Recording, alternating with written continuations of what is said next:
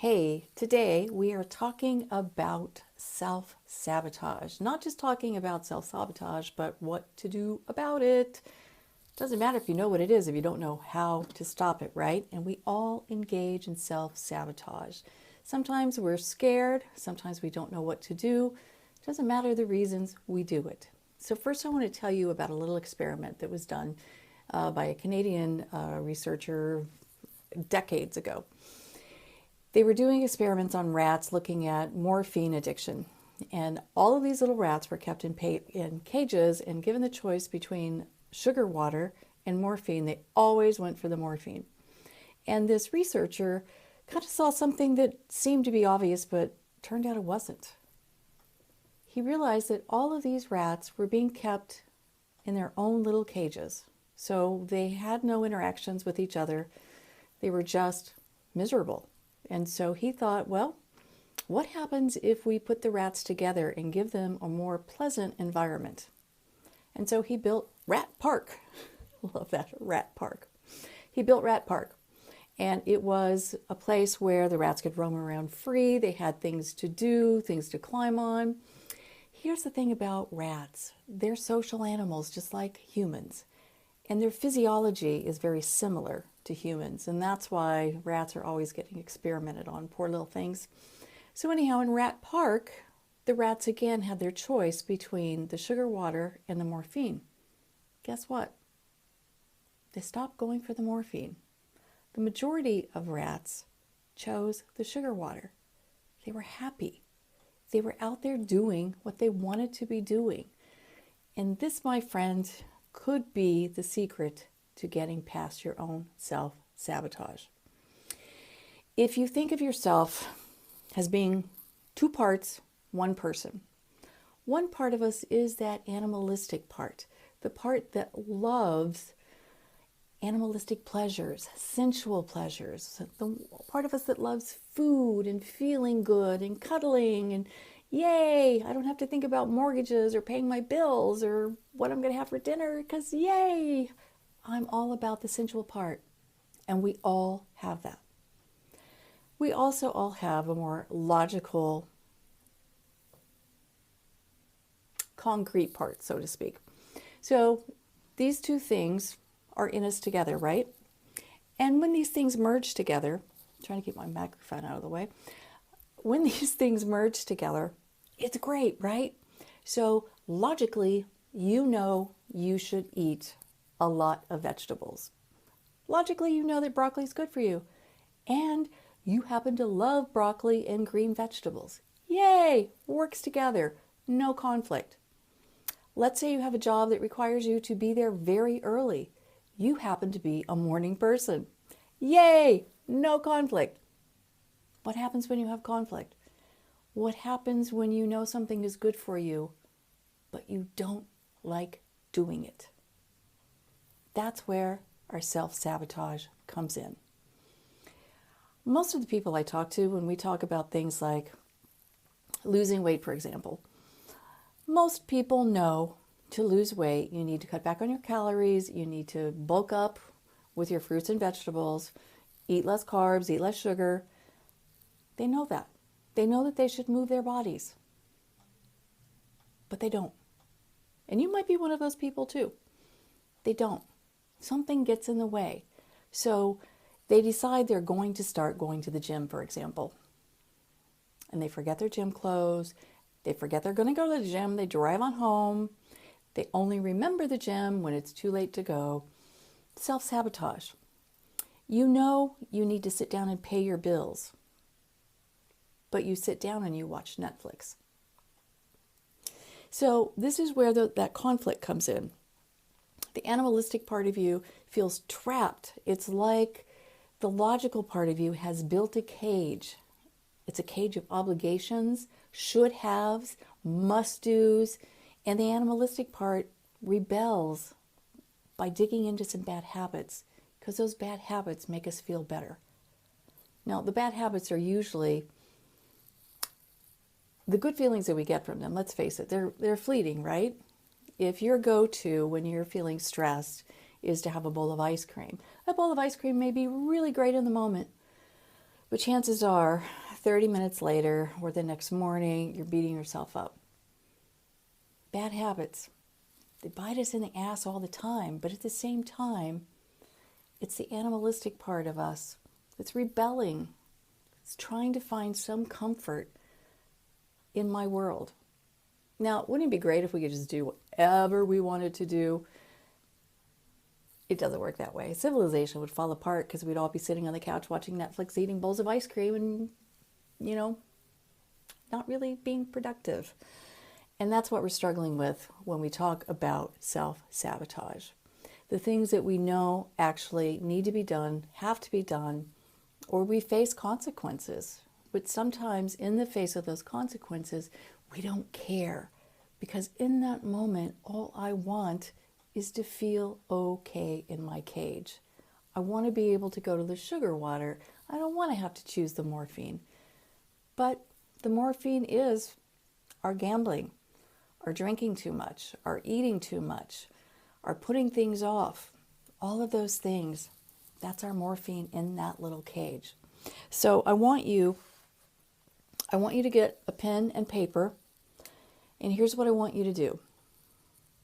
I want you to write everything that you have to do over the next couple of days. So think about your calendar, think about what needs to be done, and write down all of those things. Whether it's returning a phone call to your mom, calling a customer, going to work, paying bills, going to the grocery store, sweeping the garage, whatever it is, list those things out for the next couple of days. And this is really important because we all have these must-dos on our list. These things that have to be done. Even if we don't want them to be done, they have to be done. So you have to tap into that logical part of yourself. All right. Now I want you to think about your go-to bad habit. What is it that you gravitate towards when life is seeming kind of stressful, when you don't know what to do, maybe you feel overwhelmed? What's your go-to? Is it surfing mindlessly on the internet? Is it eating too much? Is it reaching for another glass of wine? What is it for you? All right. Think about that bad habit and just breathe into it for a moment. Okay, because we think about our bad habits, we frequently get stressed, tense. I just want you to take a deep breath. Let it go. And now I want you to look at your list. I want you to look at your list, and I want you to notice how much resistance comes up when you look at these things. How much resistance comes up when you have to sweep the garage? How much resistance comes up when you think about going grocery shopping, returning that call, going to work, whatever's on your list? I want you to look at it and then put a number between 0, absolutely no stress, I'm fine with doing that, to 10, like, oh my God, I would rather stick a fork in my eye than do that. All right, so look at your list and number it from 0 to 10. Here's the deal. When we look at our list and we notice where we have the most resistance, that's where we want to focus. The reason we want to focus there is that's driving your bad habit. That's driving you to your choice of whatever morphine you put in your body or do to yourself. When I was writing my dissertation in graduate school, I played solitaire endlessly. I would sit down to write and I would spend hours playing solitaire. I was terrified. I didn't really want to do this, but I did want to do this. I knew I had to do this. And so I was constantly at odds with myself. And so I cannot tell you how many hours I spent playing solitaire. It got to the point where I had my kids monitoring me. And my kids were like 7 and 8 at the time.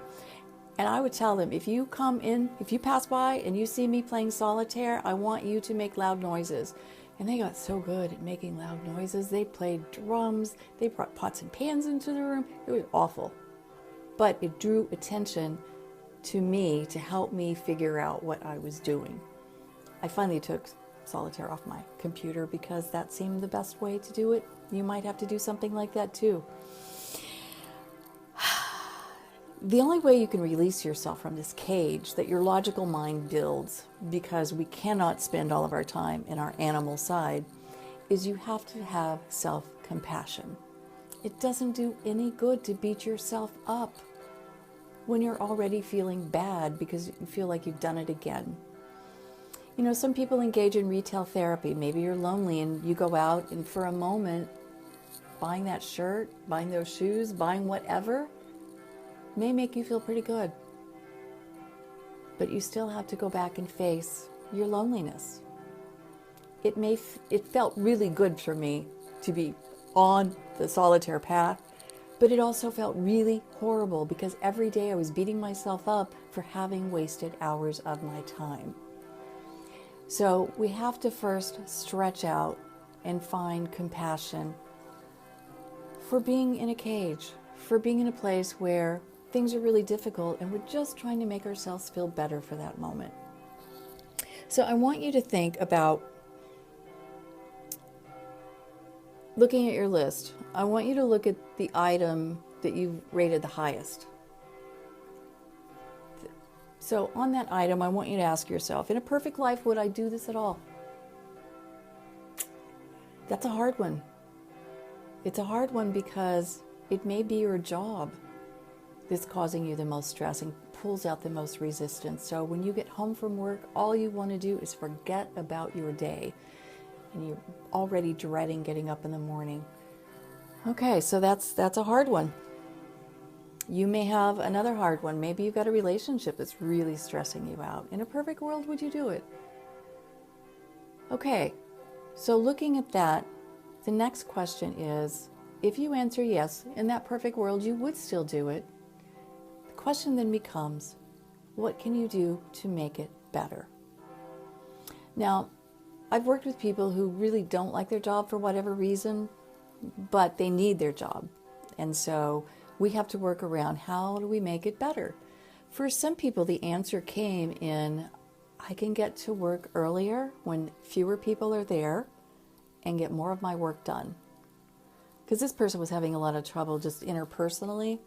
Felt like people were always sort of barging in on his work time, and he was having a tough time setting boundaries. And so because he felt like he was in a position he did not want to set those boundaries and say no and tell people to please leave him alone, his answer was to get there 2 hours earlier, and that worked for him. He was able to talk to his boss and explain that he just needed to have a little bit more flexibility in his schedule, and that worked, and it made it easier for him. So when you have a situation that is causing you a lot of stress, the question really becomes, if I am staying here, if I need to do this for whatever reason, how can I make it better? And if you can't make it better, what would you rather do? What would you rather do? This is a situation in which I want you to just dream. We're not talking about you taking action right here. We're talking about what would you rather do? Because you see, if you don't allow yourself to dream it, you're not going to allow yourself to do it. And that's a shame. That's what gets us trapped for certain in those cages. So what would you rather do? Let yourself dream. Would you like to quit your job and become an entrepreneur? Would you like to go sailing for a month? I don't know what your dreams are, but I want you to figure out what your dream is. Just let yourself daydream. When we do these things, again, and this is something I preach about a lot, having self-compassion. So many people are so hard on themselves, and I have to ask you, if you're in the midst of beating yourself up because you haven't been doing something, does that make you feel more motivated? No. Generally speaking, it just brings a sense of shame to us, like we're bad in some way. And then we feel bad because we're bad people. And yeah, I know what it's like to beat myself up. I engaged in a few years of that, particularly around that dissertation. Years of solitaire taught me, you got to keep going for the next card, right? Well, you got to keep going here and pushing yourself towards a more compassionate stance. Understanding that the animal part of us needs to be loved, needs to be held with a sense of compassion. When you can do that for yourself, it's much easier to contemplate change. We don't contemplate change when we're in the midst of beating ourselves up and feeling like we're bad people. We do, however, when we start feeling more compassionate, we can find that place where we think, maybe there's something I could do about this. And when you get there, those numbers, they start falling because you stop feeling like you're unempowered, disempowered. You start feeling like there's hope. There are places here where I can make a difference. So just to recap here, I want you to think about your particular self-sabotage. How do you do it? Whether it's food, gambling, reading, being on the internet too much, doing things instead of the things that you know you need to do. I want you to think about that. I want you to be compassionate towards it.